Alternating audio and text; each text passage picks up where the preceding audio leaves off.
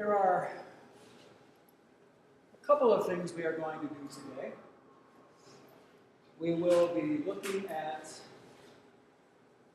open source avenues for free software, most of it for PC, some available for Linux, which is the free operating system I mentioned earlier in the semester, and some available for Mac. So SourceForge.net, so you can see the SourceForge as the header up there, .net, is an excellent source for free software. And sometimes when you are on a shoestring budget in a museum and you cannot afford the latest and greatest desktop publishing software, there are always open source alternatives. And these are people in the computing community who believe that computing should be as free as possible, and that when a number of minds work together, they can create not only the software to do the job, at least the basic aspects of the job, but as the different users contribute their feedback, this software can be continuously improved. That's how the operating system Linux developed. For example, Linux being the alternative to Windows or OS Mac.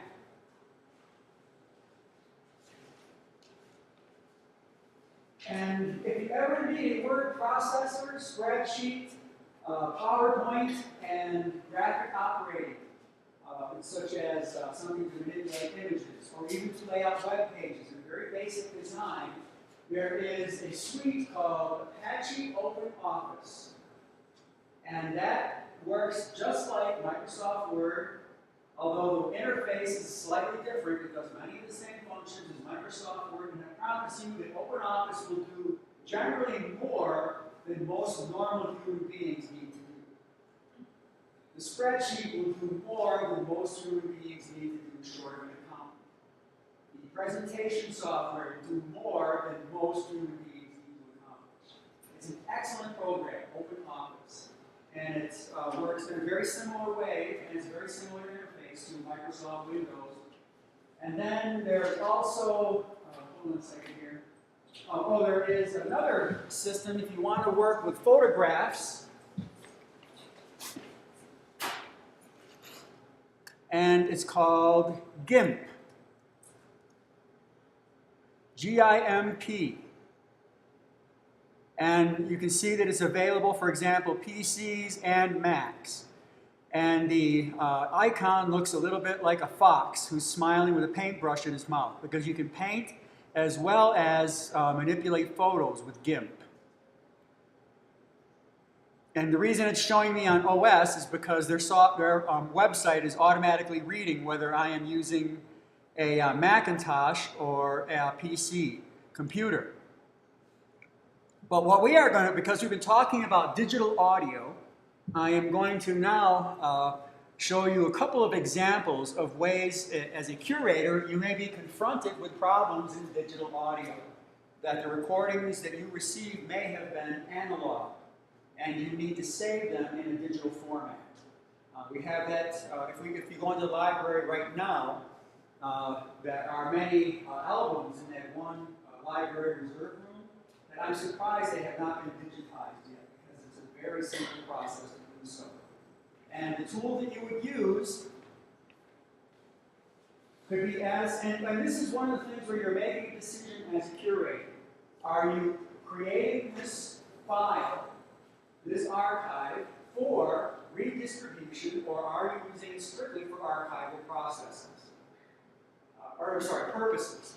And so for many of the old vinyl, for one, the audio may be, or the actual condition of the album, so I'm talking about albums now, either 33 RPM, could be 78 RPM, and it could be your 10-inch, what do they call them, demo discs, but it's a wax.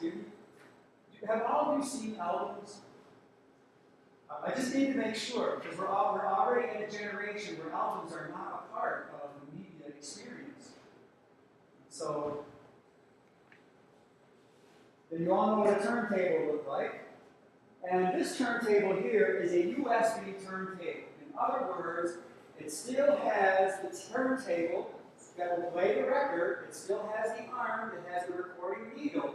However, the output goes to a computer USB input. So when I put the album on here, when I play that track, it will record directly onto the PC or the Mac.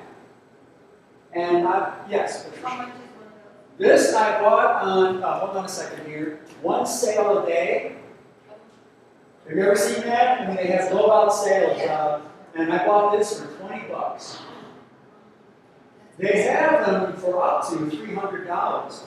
Now, at $20, this is not going to be an incredible quality recording because of the actual components that are utilized.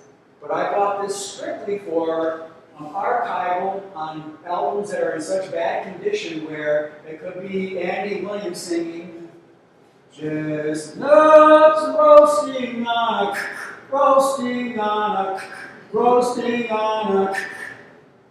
You've all heard party albums before, or it just sounds like. All right, so I'm not going to be redistributing that recording, so it's going to be strictly archival.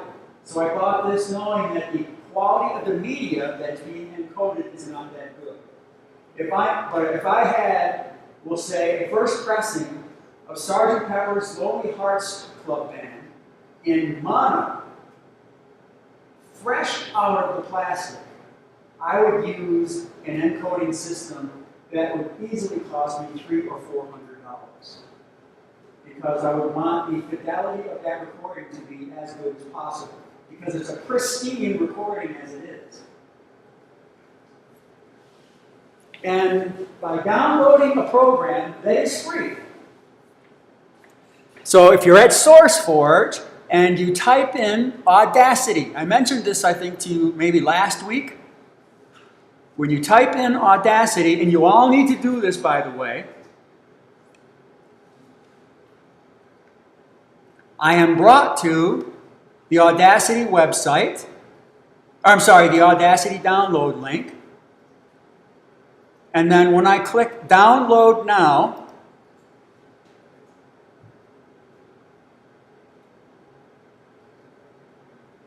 disregard all that other crap. One of the things about being open source is that because they're distributing things for free and they do have costs, you'll be presented with a lot of nag windows, as they're called. They're advertisements and the like that nag you to buy certain software. And they get paid like 0.1 cent per visit.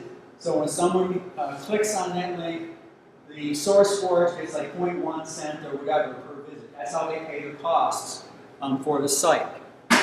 So in this case, I'm telling you disregard, but if there is a program that you use continuously and you think it's really good, donate at least $1 to them because it helps defray the cost and helps them improve.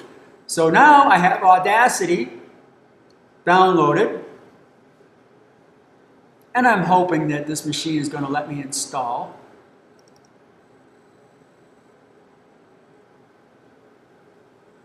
It's already been it downloaded in its entirety. So when I double click on Audacity, it will give me the message that it came from an external website. Do I want to open it?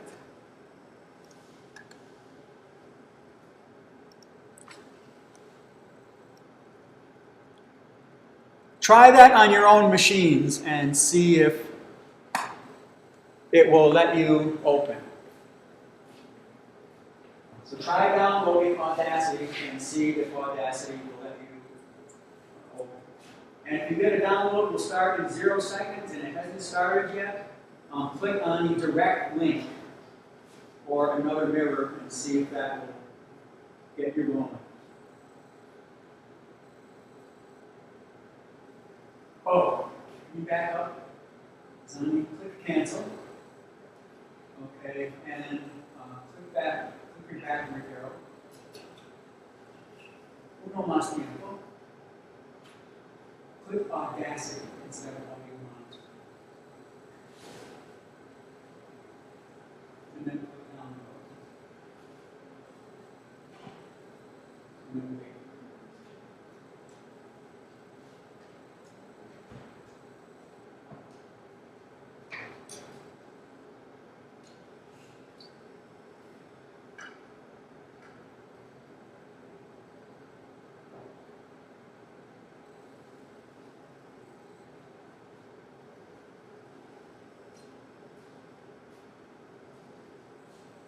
So everyone is still in the wait screen?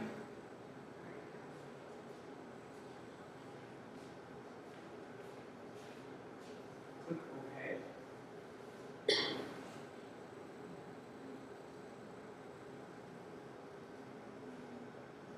Now minimize your browser. Let's see if we can find the yellow jelly bean. Oh, here we go. Double click on the Audacity folder. And then double click on Audacity. Yeah.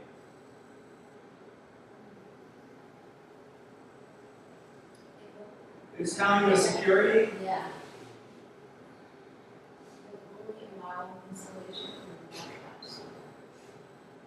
You click OK, let me see what it does.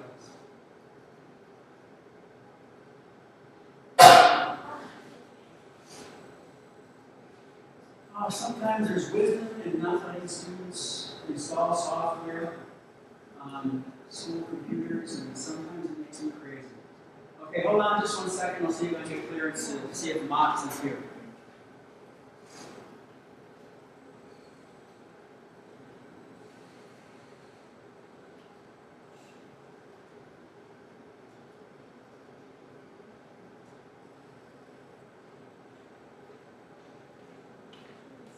Okay, well, leave, go ahead and X out on those. What I'm going to do is, because I'm going to be showing you a way to record with a different type of recorder, and I'll save that for early on Wednesday then. And I'll make sure that we have these enabled to go on Audacity on Wednesday. So we have the software downloaded, so go ahead and hit the red jelly bean and close that out.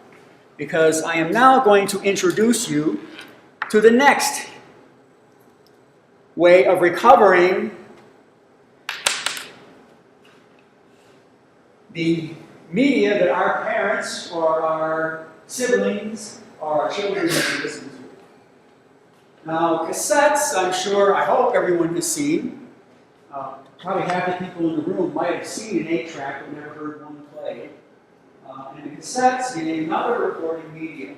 Now, I was presented with a really fun problem 2 weeks ago that some of the singers from Kochi this is one of the things about recording in an analog format at a certain time in some of our tribal musics. There were people who were heavily criticized for recording their important songs. And for example, in the 1920s and 30s, there was a Diné, Kali, and his name was Hasti Slav. And he was friends with Mary, Wheelwright, I think was her name. And Slav was one of the singers that knew many of the important healing chants of the Diné. And by the way, I am not saying this is a good or a bad thing. I'm just stating what occurred.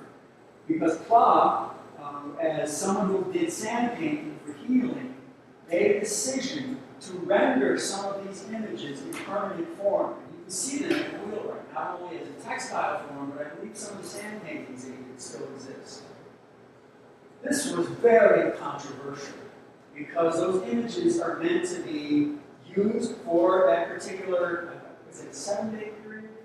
With some of the healing is different. I thought it's 7 days. It's different for each one. And then they are obliterated. It's considered very disrespectful to leave those images in permanent form, and even dangerous, depending on the images that are rendered. He made a decision to leave them in permanent form. And he also chose to sing some of the important songs, and they were recorded on wax, disc, and other media. And some of his rationale was that these songs are going to vanish, and our people are forgetting who we are. And in some time, they're going to need this information. And ironically, at times, people have gone back to that museum and have listened to those recordings and have looked at those images. Whether it's good or bad, I don't know. Because myself, I tend to believe, it's a personal belief, that people keep alive what is useful in that time. And they do it as a conscious and an active effort, rather than what could be perceived as passive. So it depends on the worldview of the people, or the cultures that we're talking about. This is also ironic in that there are prayers. We have a man that they call faith keeper among the 6 nations who do what they call the great law of peace. And this thing takes days to recount. And it starts at daybreak and ends at sundown. And this person is chanting this law that whole time. And is using what are called mnemonic devices in order, they might be wampum strings or other things, or even little pictographs, to remember the passages of this law. And his name was Jacob Thomas. And he recorded the great law in several different languages. And I, in a fit of madness, bought a copy of it for $240. This was after he had died. He passed away, and he is one of the last people who could say this, was one of the last people who could say the great law of peace in its entirety. And then I'm sitting here with this recording saying to myself, gosh, do I really want to take the time to be able to go for 7 days straight? Probably not. But when I pass away, I will give that to an institution. And we'll give the copy back to Grand River, where he was. What was his name? Jacob Thomas. There are other recordings that he did that I actually did take the time to learn. And he did them in several different languages. And on his part, he did it because he said that some of the stuff was vanishing. And some of the restrictions are not as stringent among the 6 nations as they are among other tribes. There are some things that you can record. There are some things that you cannot. So some of these songs, for example, there's a song during a ceremony called Okiwe. It's like an all-night. I guess you would translate it into death dance, but it's not really a death dance. It's a ceremony where we dance all night and feast with the spirits of the people who have gone before us. And so there are some songs that you would never record, and they're not supposed to be. Is that done during Halloween time of year? No, it's actually done near what we would call the New Year, or midweek. I think it's the first ceremony of the midweek. So, and it actually is an all-night dance. It also commemorates some very traumatic times among our people. So there are songs and actions that are done to commemorate, for example, when our people aligned ourselves against the 13 colonies in the Revolutionary War. So the Mohawks, Onondagas, Cayugas, and Senecas fought with the British against the 13 colonies. And then the Oneidas and the Tuscaroras, who were Christianized, fought with the 13 colonies. Ironically, no matter which side you fought on, you lost your land.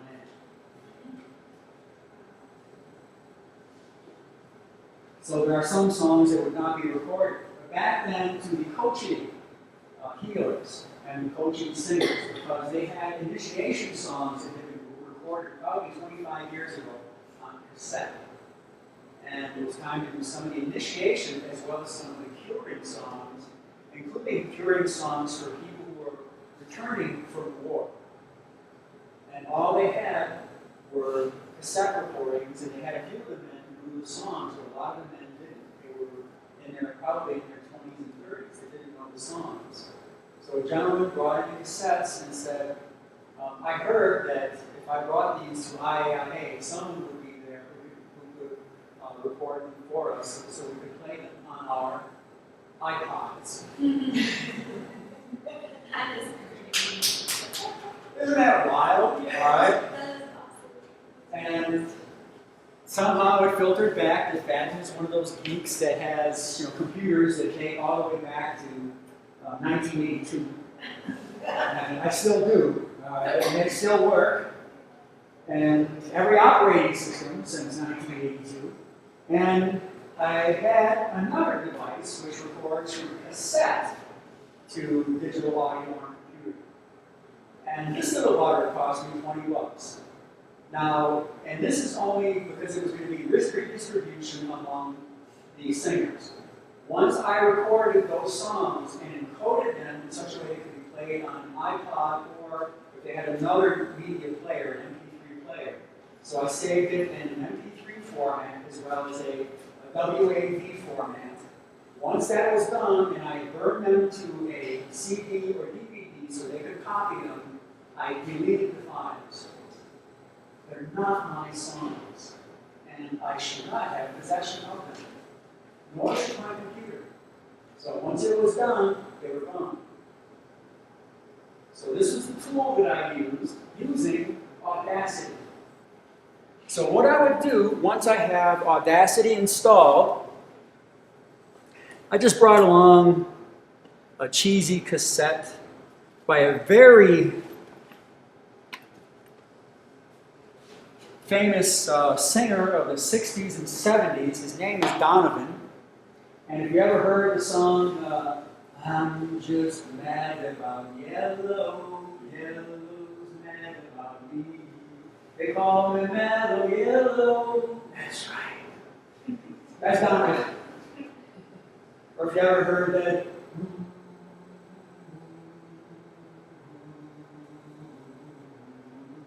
and when the hurdy man comes singing songs of love, then when the hurdy man.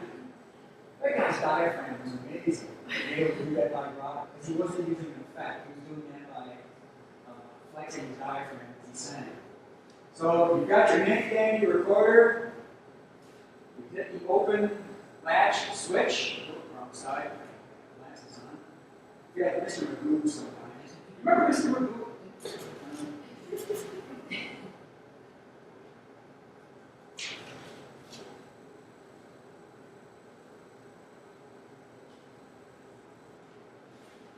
You insert the cassette.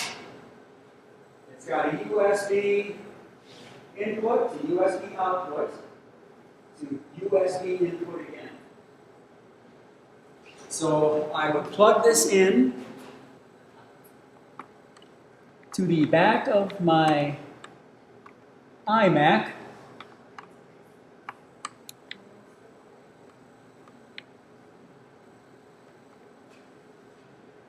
Boy, I really do need glasses. I was trying to put this into a firewire, okay?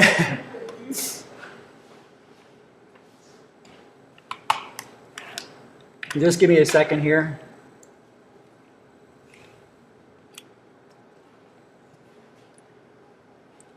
Now, these come with their own little earbuds, and it's a good idea to use the earbuds to do a test.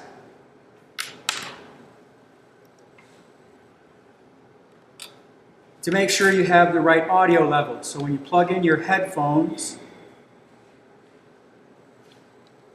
and if you hit play on it, it'll let you know that whether or not you have a loud enough volume to be able to record from. So you always test that first.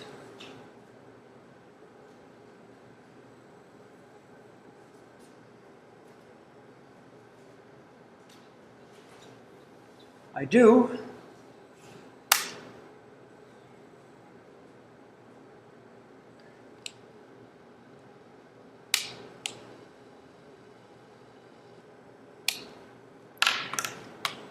So I now, I'm going to restart Audacity. This had better work.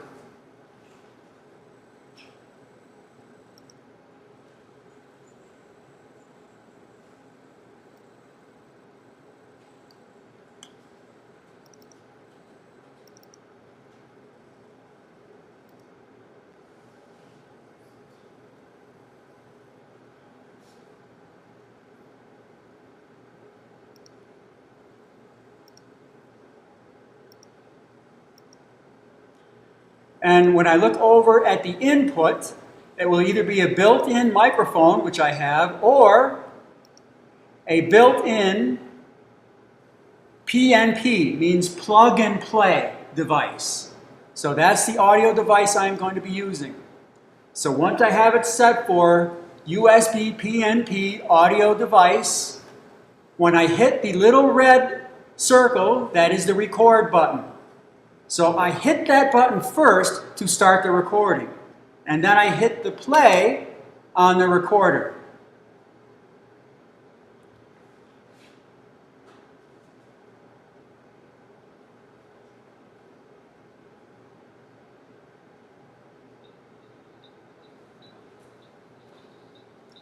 And you'll note that it was playing just white noise until it actually approached the audio track.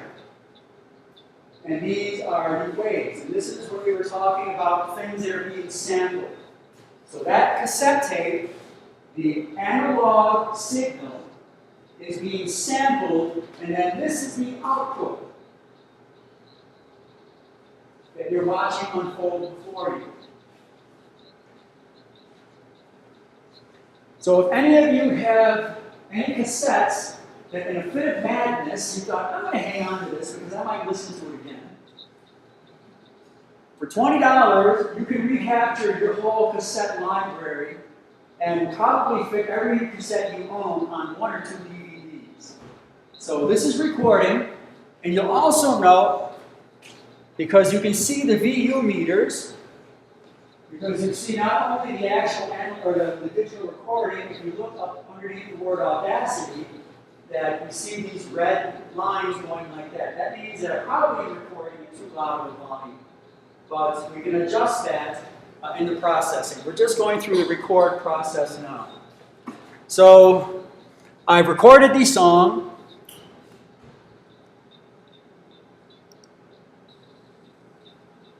When I hit stop, I now have my audio recording.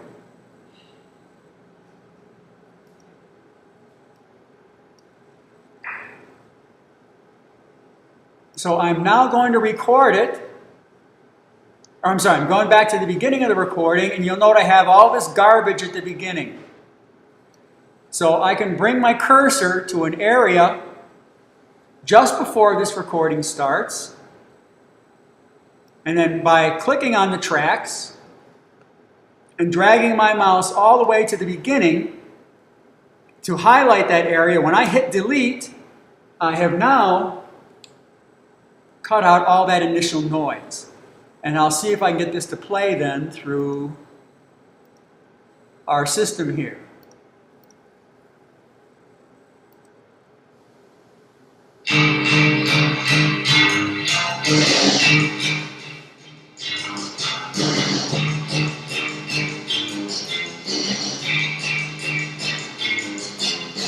Look, I'm younger, Mr. Long-Term. See the young man protecting my This puts me in such a flower child 60s mood. Without the LSD even. See what was you've been changing, getting a little bit better, no doubt. The doctor bit was so far out, looking through crystal spectacles. I can see you had your fun.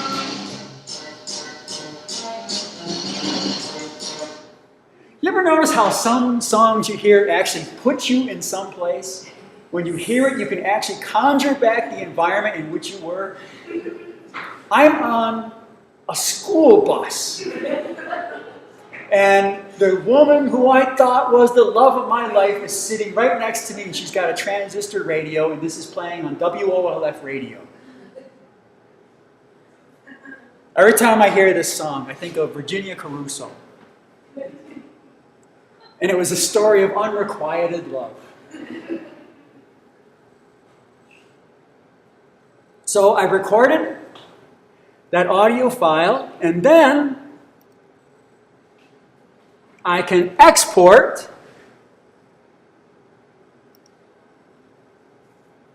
by clicking on File, Export. The default will be the Microsoft signed 16-bit WAV file. So if I call this Dippy, because that song is actually called Epistle to Dippy, when I click Save, I can put the information in. So in this case, I'm just going to say Donovan. Whoop. D-O-N-O-V-A-N. Track title, Epistle to Dippy. Album title, Donovan's Greatest Hits. Track number, I always do a 010203. Year, this song would have been out, I think it was 1970, somewhere thereabouts, I cannot remember. Genre, I'll call it hippie rock. Comments, I'll put remember VC. So now when I hit add, I could add another comment below, or if I click OK, now why won't it let me export? Usually you won't receive that message. If you do this on your home PC, you won't get that message. It may be because of the permissions. I'll try one more time.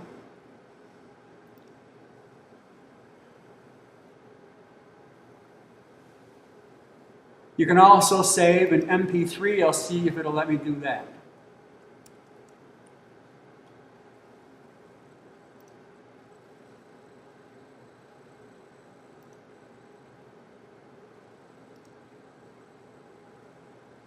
Okay, maybe I don't have the MP3 library loaded. Okay, I'll figure out why it's doing that by Wednesday, because I should be able to. So what I'm going to do, if I do receive any kind of errors, I've already made the recording. And if it's an hour-long cassette, I don't want to sit through this again. So what I would do is I would save the project,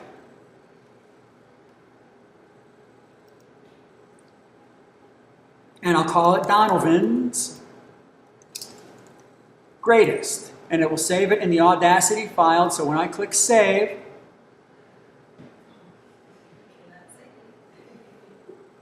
this really sucks.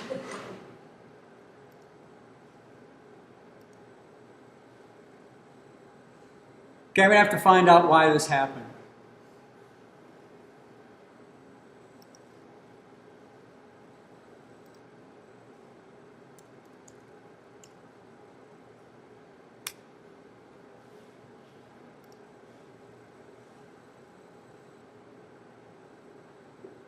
Dang.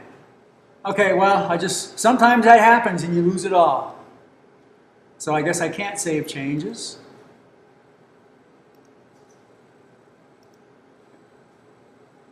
I wonder if it is because I did not have it installed, actually installed in the startup window. Just give me a second here. I'm going to look in Finder.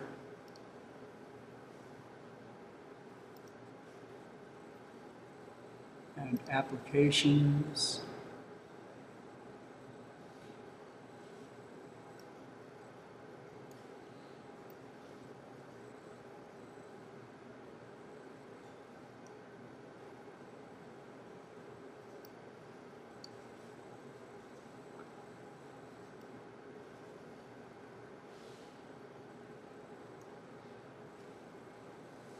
Okay, that's why.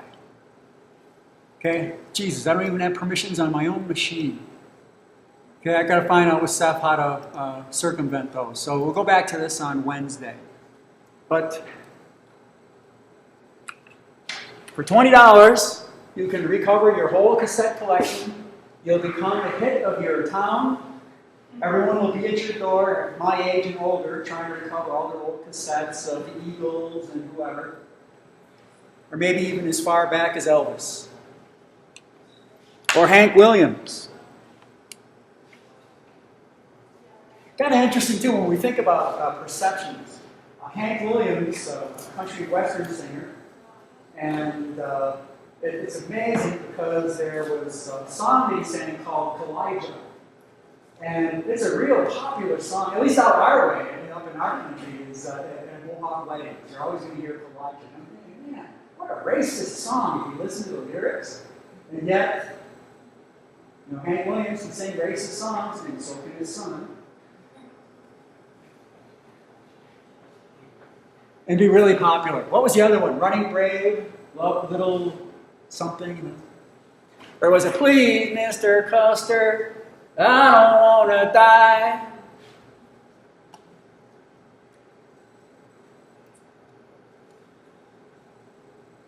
And on the next part of our presentation then, before we take a break, because the second part of the semester is going to involve your catalog. This is an orientation to design. And this is a real simplistic orientation, just things to consider as you are laying out catalog pages, either for print or deployment on the web. And something to be aware for deployment on the web is the screen resolution, for example, because a web page shown at 800 by 600 is actually going to look a lot larger on the screen than one at 1920 by 1200, for example, in the pixelation. So being aware that you want to design web pages, if it's going to be in web format, so we might call the common denominator. Right? So you might be using something that's around 1200 by 800 for web deployment. We'll go through that when we talk about this with Adobe InDesign. So some of the principles to consider are contrast. You see this in photography too. Repetition, alignment, and proximity. I tend sometimes to think of alignment as the way we might crop a photo, and proximity being how we have elements in a photograph, for example, in relation to each other. But this also refers to print when we're looking at the utilization of images, but in this case also with audio, video, and text. So we are going to use some of these same principles, however, we are incorporating multimedia. This particular lecture is geared toward print media, but I want you to think about the same things when you are doing video. Contrast. What you want to try to do then is to avoid the imposition of images when they are in relation to each other, if they are just similar. All right, if you have elements that are, and this includes the type, the color, size, line, thickness, shape, space. If they're not the same, then you try to make them very different. It's often the most important visual attraction on a page, which is kind of counter to the two of these things are kind of the same. I can't remember if that's Mr. Rogers or Sesame Street or Sesame Street. All right, in this case, you're looking for contrast. So how do things stand out from one another? Some of the ways that you see this on a printed page, and even in your texts, you'll note that you have headers that will be a typeface and a size and a color. You'll have subheaders, which are a smaller type size, sometimes a different color, sometimes a different typeface or font. And then you might have dividers, such as small lines that separate text from other elements or text from each other, and then the actual text itself. That's an example of contrast in print.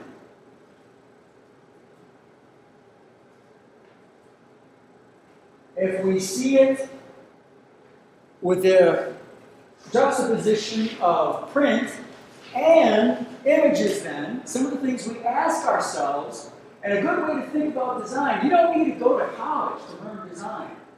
All you got to do is look at a magazine. In general, do not look at web pages.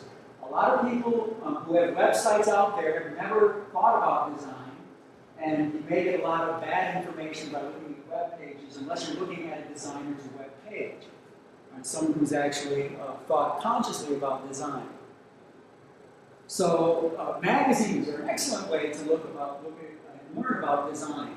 What is it the person who laid out that page did that made something look important enough that it drew your attention first to the image they want you to see? This is important in catalog design. You actually want to have the first element that people perceive to be the most important element. So you look at this in the case of what they would call ordination or subordination. Ordination, or the most important in the order of things, and then subordination, or the next important elements. So if you look at this first page here, what is it that you see first? All right, yeah, we're either, and by the way, we need to be aware that people can be text-oriented or graphic-oriented. So this is done in such a way then, if you see the West Texas, but then you'll know the coffee cup. All right, in general, not only the image and the text in relation to each other, but also where they are placed on the page. And this is important to consider in layout. And we'll talk about this as a grid layout as well as in photography what we call principal thirds. Right, and the way that we lay out photographs and the way that we shoot photographs when we're doing digital photography. Right, now there are several elements that we see here that are contrasting. Not only the text, but also the image and then the text as it appears on a dark brown background, which is also done to create contrast. So you've got the same image here, but then you have the image with text next to it, and the text is wrapping around, and then here you have the same image. However, the image has been reduced in size. The text within the dark background has been placed, is a larger type size, because it's the same words are being said. Want to heat that thing up, hun? Want to heat that thing up, hun? Same text, but in a different orientation to the cup. Same logo, same text, but the orientation here of the text, not only to the logo, but to the cup above. Because the cup has been tilted at about a 10-degree angle, and the text has been tilted in the other direction. These are all devices in a layout that we think about. So not only the size of the elements, but the graphics we're utilizing, as well as spatial relationships. Now, ways that we can critique this too is that if this was for deployment on the web, you want to stay away from fonts or typefaces that are, and I mentioned this I think earlier in the semester, you want to stay away from serif typefaces if it's on the web. Serif, once again, being the adornments on letters that give a type or a font its distinctive look. Because what can occur if you look at this on the web is that we have a screen that already is flickering. And then the serifs may actually compete with each other in the letters and make text difficult to read. So for contrast to be effective, we want to make sure that the elements are different from one another. And so if all of this text was in the same font and the same size, our eyes would actually become confused as what is the most important element. And in this case, if you're trying to sell a product, which is what this is trying to do, you don't want that kind of confusion. You want people to know right away.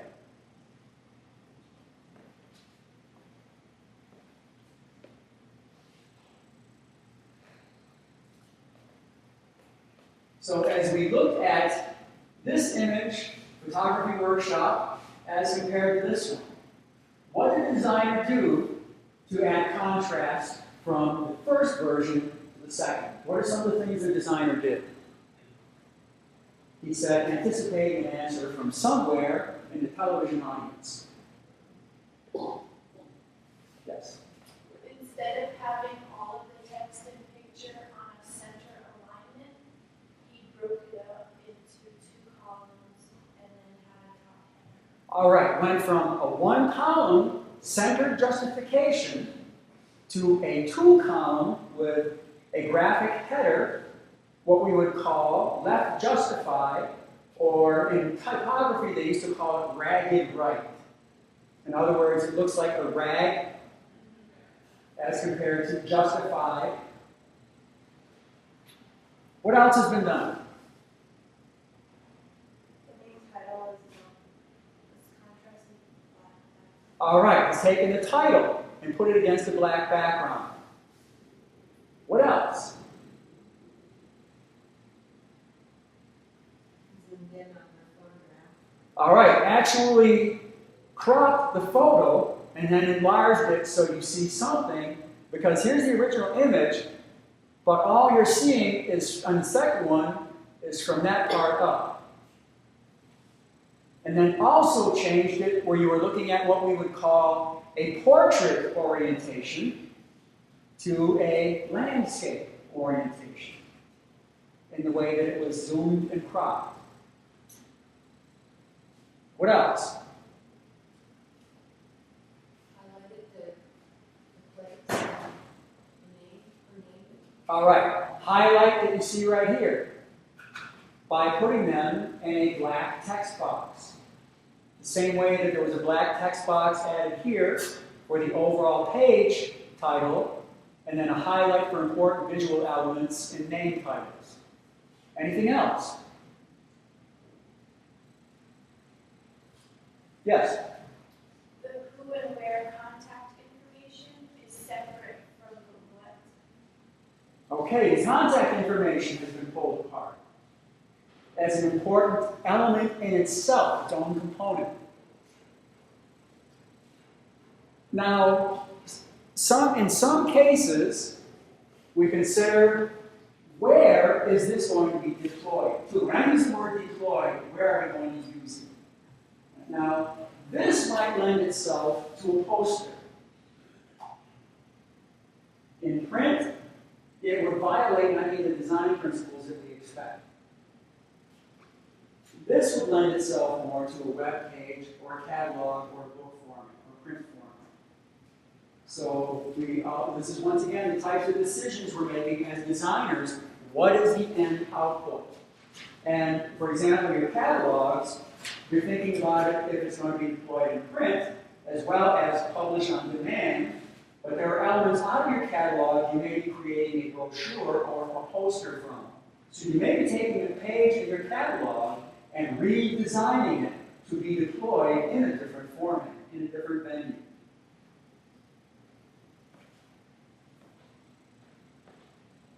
Repetition, where you're repeating visual elements of a design throughout the piece. You can repeat things like color, shape, texture, spatial relationships, line thickness, size, and type.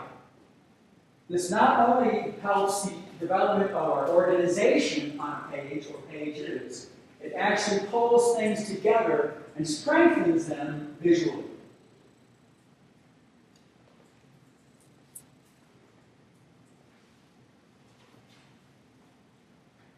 And I'm hopefully my Camtasia recording is working here. So this should be available to view by this evening. Have you been able to view all of the other lectures that I've done on Camtasia? Are they playing with adequate volume in the voice? Well, yeah, that's because of the room, yeah. And something too with the recordings is that I'm recording to the computer, which is compressing the sound, and then it's being compressed when I upload it to YouTube. So it actually diminishes the quality of the recording. So that's something to consider in curation too.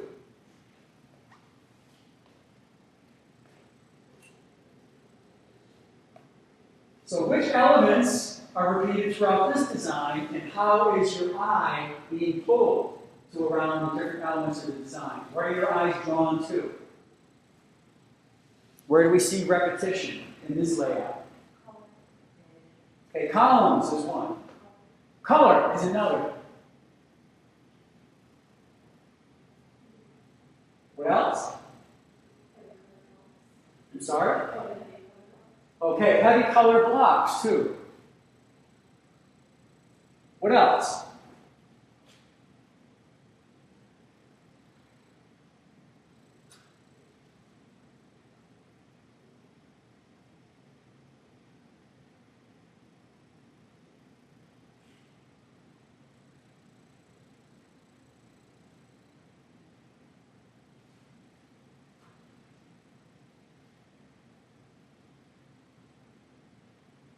Another way that we see repetition are in images. And in this case, our eye is being trained because, and by the way, design is very cultural specific too. Have any of you ever read a manga, comic book, or graphic novel, or anime, graphic novel? Japanese, when they have a book, reads from what to what?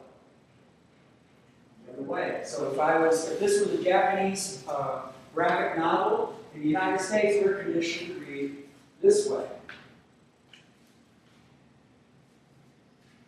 The other, the Japanese, opens that way. And in some cultures, for example, in Chinese, in the earlier writing, you are reading from the top down, from the right to the left. So if you're a Chinese or a Japanese designer, you may actually want to cause people to see things in primacy on the right side of the page, and then drawn toward the left. Whereas in the US, you're actually creating a visual arc. You're causing someone's eye to move first to this image, and then up, and then you're arcing down.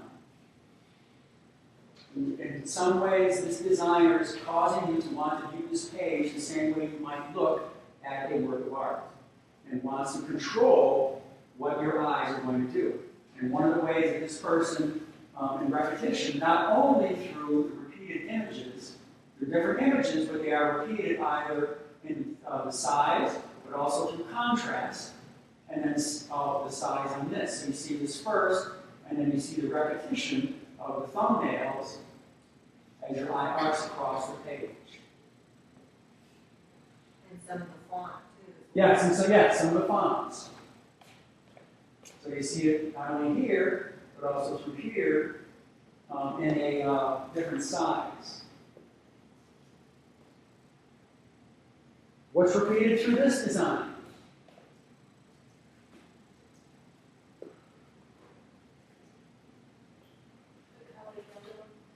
All right, the color yellow is one. Color red is another.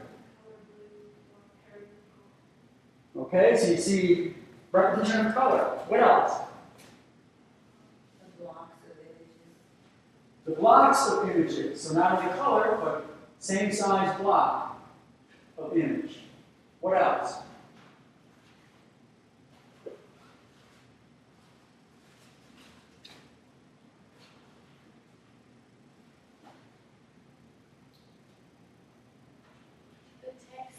The importance of the text is the colors are different. All right, ordination of importance in text. So you've got the page names that you would click on, and then the titles, repetition of color, and then text in a different color. And to some degree, even the number of lines or the size of the block of text has been repeated.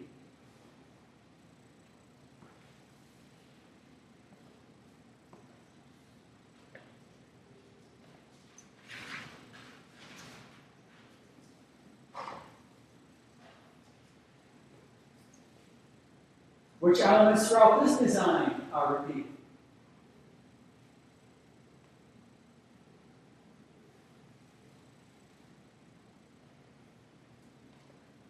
The background color. Background color, light in the shadows,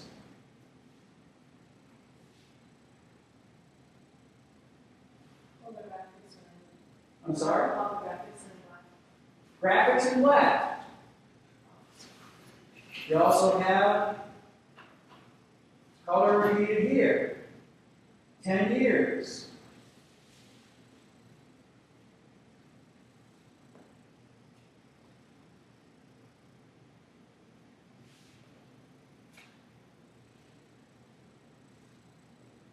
You want to avoid confusing people on where they're supposed to be, for example, in web pages.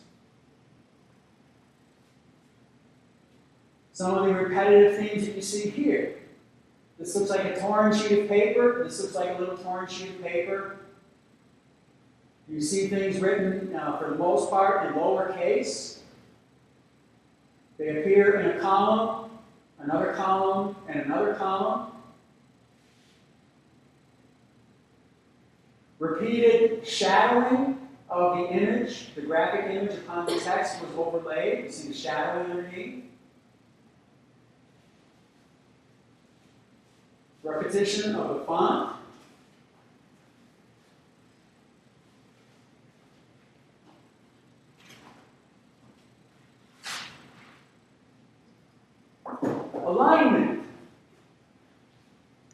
Nothing should be arbitrarily placed on any page.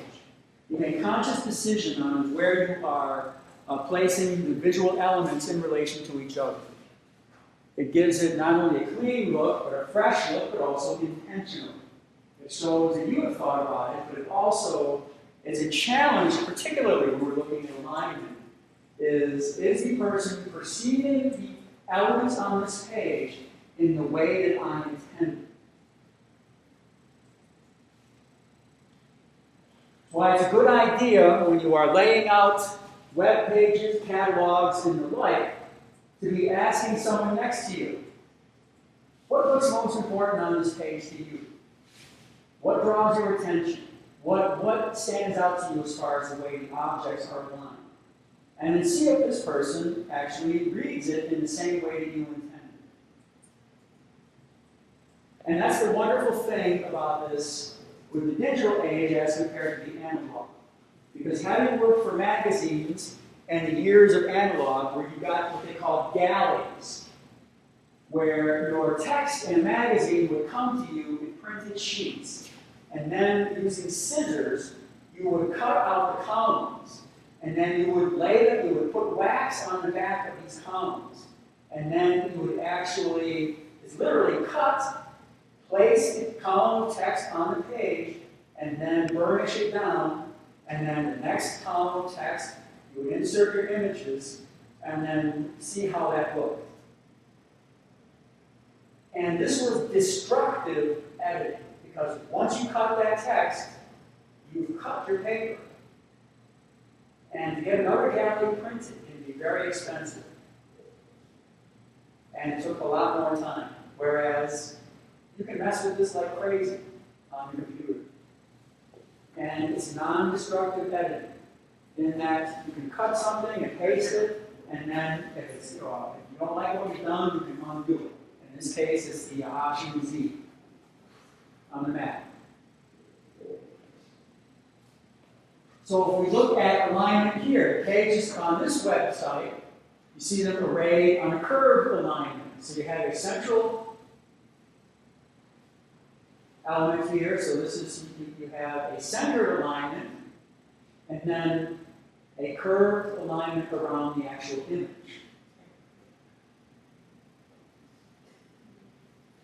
To kind of like get the contrast. Okay, this is something really important to consider. In alignment, so it's not just alignment, but the color of the typeface you're using.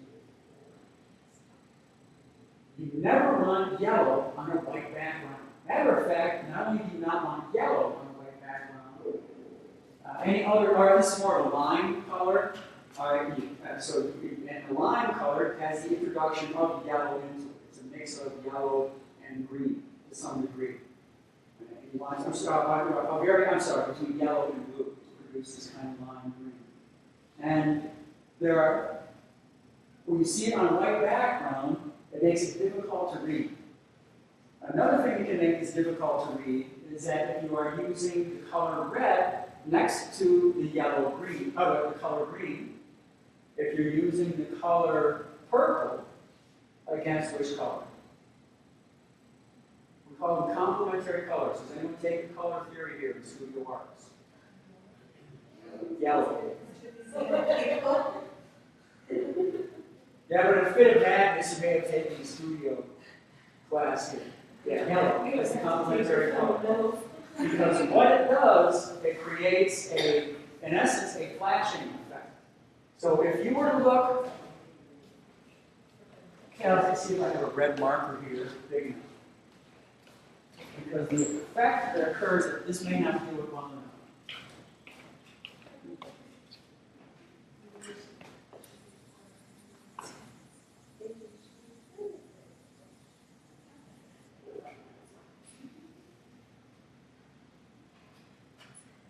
It's not going to happen. I'll try it after the break. I'll show you an image on the screen.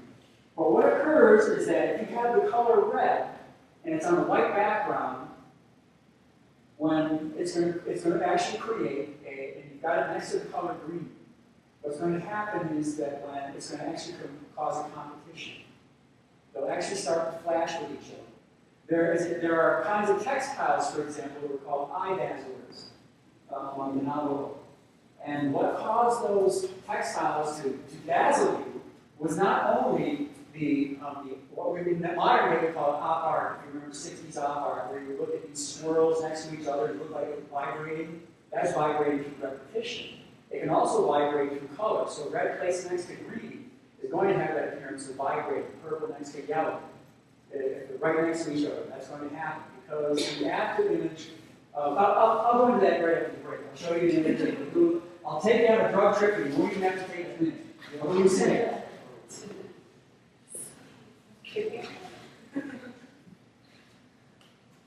And don't do this while you're driving, brother. I'll see you there with your cell phone looking at how and get in an accident. Become a leading cause of traffic accidents in New Mexico.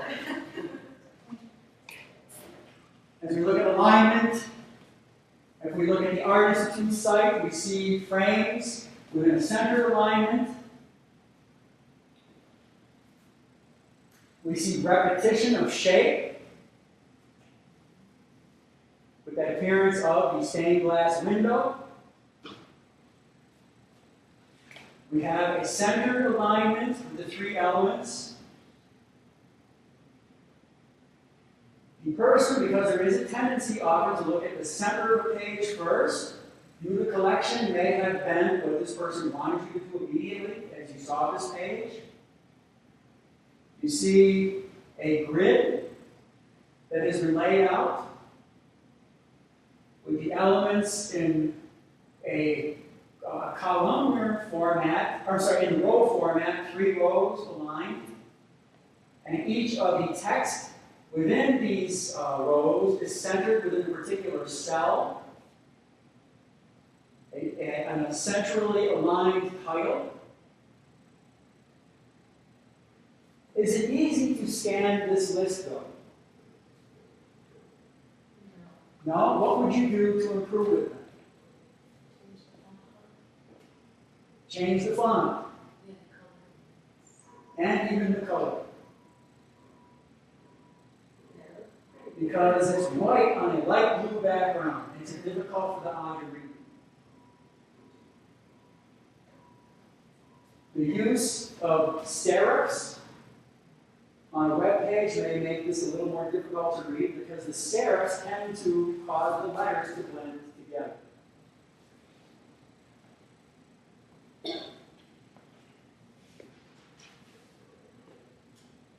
I'm going to go past the line and go to this one. What has been done in the organization of this page to achieve unity? Everything is based on a horizontal plane. All right, we've got in essence like a landscape orientation within the picture plane. What else? The color of that green, these are the font, these are the background. All right, green is a background. Green and white. Green and white. Now in this case, because there is enough, because this green moves actually more toward what they call gray. Right, that it allows you to read the lettering a little bit better. There's a little bit more contrast at work here too. What other elements of alignment give it unity?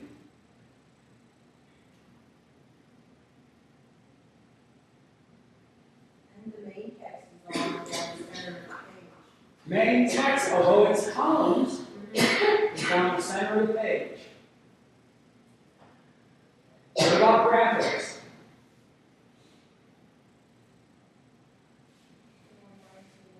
They're aligned left.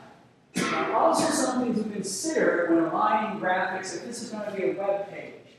In general, if you have a graphic in the United States on this side of the page, and it's a home page, most people are going to want to click on it. We've been conditioned to click on thumbnail images for a new page to open up. And you want to make sure then on your opening page, if we're doing web page design, that if you have a graphic on the left side of the page, you want to make sure it's clickable. Because if a person clicks on an image and it doesn't open, they may think the website is defunct. That is dead links and they're going to move on to something else. One of the things that the web has done is it's given us a very short attention span. And if we don't get an immediate reward, we may move on to something else. Which is sometimes why in my online classes I have to think about if I'm going to utilize, for example, a YouTube video page. Because I may send something to YouTube, and then YouTube will automatically put all these other related videos underneath, and you might have been reading about exhibition theory, and then you end up seeing a Rollins band. One of the original scream singers. Angry White Men. Who actually is an amazing spoken word poet. If you ever saw this guy read, he is mind-blowing. And you cannot believe these words of wisdom are coming out of this steroid-enhanced human being. It's almost as if the Hulk was reading poetry. Proximity. How do things relate to each other? How are they grouped in proximity? Proximity means space. Do we allow the viewer to see things as a coherent visual unit rather than discrete and somewhat confusing or separated units? It helps us organize information and also helps reduce the visual clutter.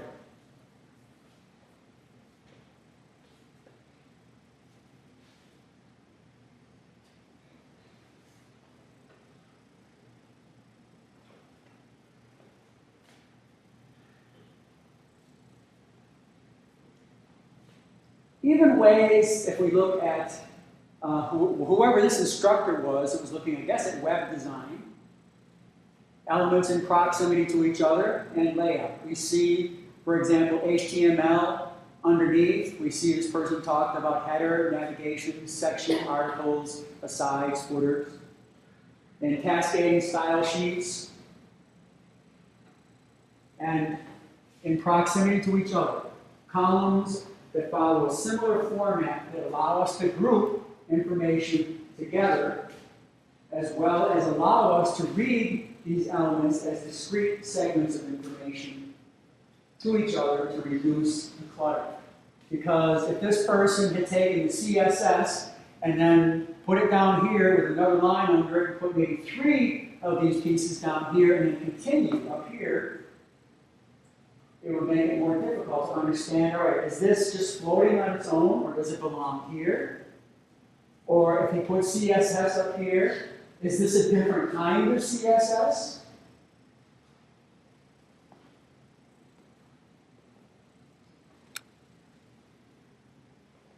So switch your eyes a little bit. It's the contrast on this data projection makes it very difficult to really perceive this web page effectively. But if you look at the visual elements, look at the number of times your eye stops. If more than 3 to 5 elements can be grouped in closer proximity, you see them as one visual element. As you look through this page, how many times does it stop?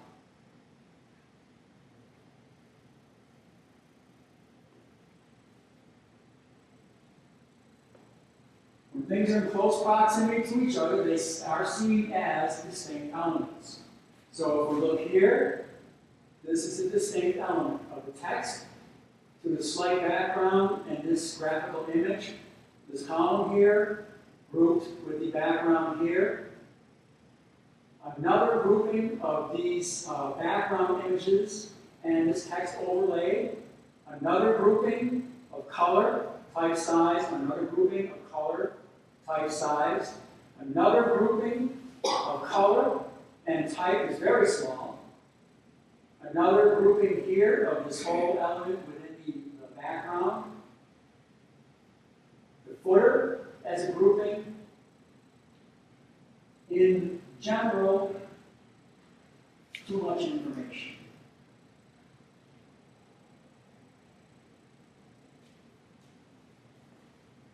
And when we are designing catalogs and we want to highlight the importance of certain objects. There was a design concept for museums that came out of MoMA, Museum of Modern Art, and it was called the White Cube. Arlene, you shook your head at the White Cube. You remember what the White Cube is? In a row, and its own distinct little viewing area. And so what you would see with the white cube idea is that you would have, for example, a white wall and one object either hung on that wall or on a pedestal in that space. And someone who's standing at the generally 3 feet away to 6 feet away from that object or painting would not be distracted by the other works to either side by our peripheral vision. So it's like this little cube that that object resides within. So you're giving that object its primacy in a space of a long row of paintings, for example, of sculptures. You're allowing the person to perceive that one object that's labeled in the lighting within that little hypothetical cube. But what can occur, I would call this what we would call the Chicago Field Museum, or the Pitt River Museum, or at times even the National Museum of American Indian Museum, kind of web or museum layout, where you see 500 objects in one case. And you may have whistles all in one clustered area, and then flutes, and then hand cymbals, but they're all in one case, and you look at it, and all of them seem to vibrate, and you can't focus on anything. And by the way, this is the way a lot of native creativity was displayed for a long time. So everything was seemingly just thrown into one case, and you knew as little about that culture when you left that case as you did when you encountered it. It became very confusing visually as well as cognitively. So too much information in this piece. Can everyone tell me the time, please? 10 to 10:56. 10:56. That means it's almost 11. Okay. Proximity. What would you notice between this one and this one? It's more organized. It's easier to organize cognitively and visually the elements in relation to each other. The text is boring though. But the text is boring as hell.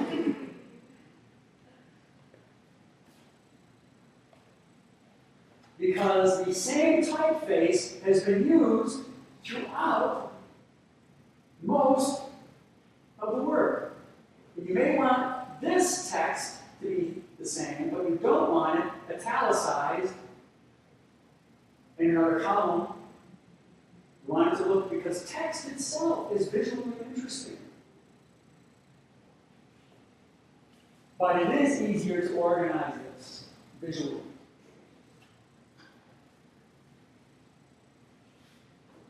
Proximity. This is, I really love the design on here.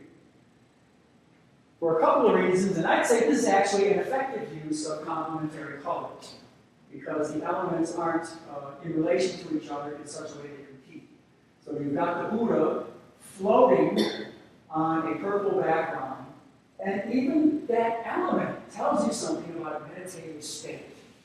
All right, when you're meditating, you're trying to achieve this sense in our mind. We're completely relaxed, and we are, in some way, our spirit is floating in the overall greater world consciousness.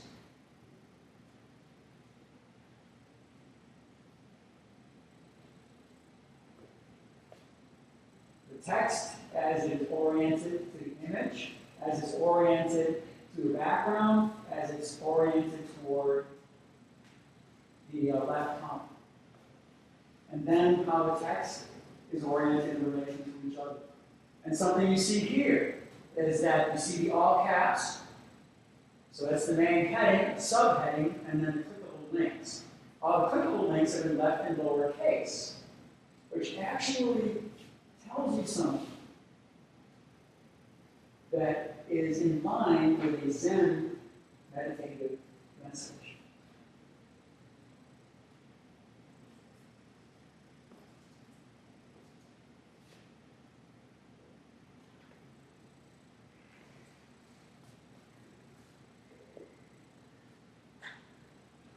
You want to make sure to avoid too many separate elements, because this can actually be very confusing. You don't want to stick things necessarily in any of the corners, or directly in the middle.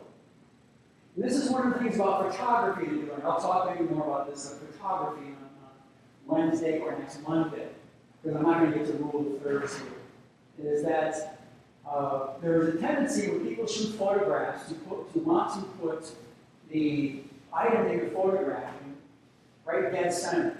Now, in a museum catalog, you probably want to achieve that. You want to bring focus to that object. But if you are showing, say, a gallery opening, and you've got the curator there, and the curator's talking, and then there is some information, there might be an exhibit behind the curator's at a lectern.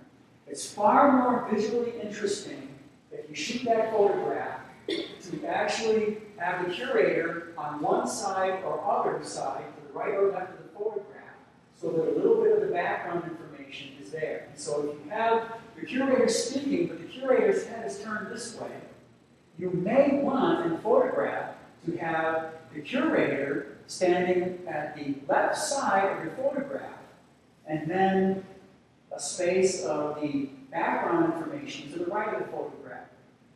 So it puts the curator in a context of an exhibit. And that's what we would call the rule of thirds, dividing that picture plane into 3 columns, and then having the curator in the left-hand column, and then the background and the center column in the right column. I'll show you examples of that on either Wednesday or next week.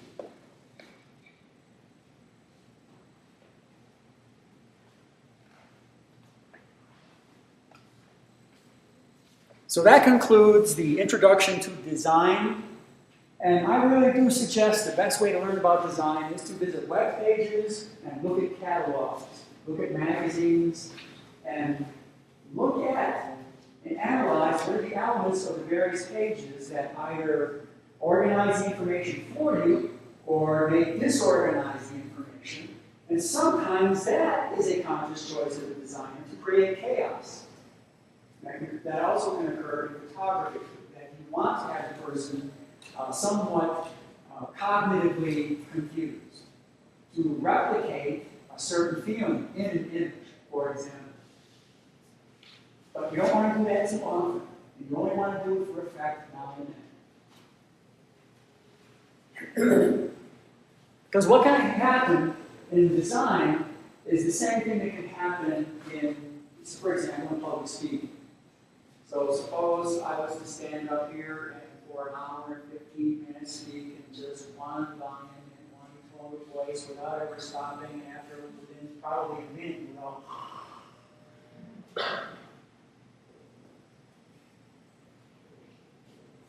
So you can become monotonous. So avoid monotony in your layout.